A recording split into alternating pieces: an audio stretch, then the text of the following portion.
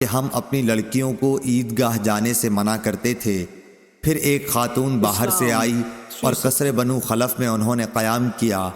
میں ان سے ملنے کے لیے حاضر ہوئی تو انہوں نے بیان کیا کہ ان کی بہن کے شوہر نبی کریم صلی اللہ علیہ وسلم کے ساتھ 12 لڑائیوں میں شریک رہے اور خود ان کی بہن اپنے شوہر کے ساتھ 6 لڑائیوں میں شریک ہوئی تھیں۔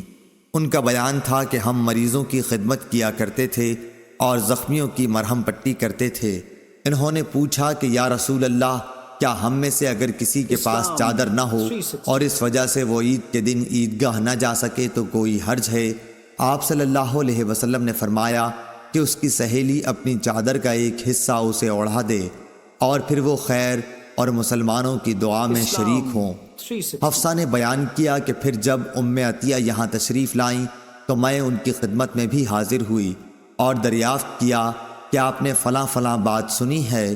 انہوں نے فرمایا کہ ہاں، میرے ماں باپ آپ صلی اللہ علیہ وسلم پر فدا ہوں۔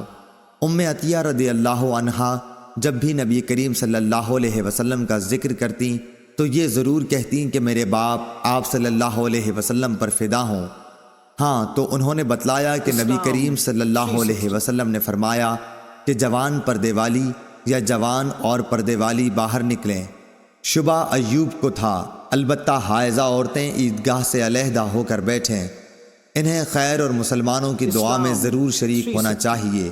حفصہ رضی اللہ عنہا نے کہا کہ میں نے عطیہ رضی اللہ عنہا سے دریافت کیا کہ حائضہ عورتیں بھی؟ انہوں نے فرمایا کہ حائضہ عورتیں عرفات نہیں جاتیں، اور کیا وہ فلاں جگہوں میں شریک نہیں ہوتی؟ پھر اجتماع عید ہی کی شرکت میں کون سی قباحت ہے؟ صحیح بخاری حدیث نمبر 980۔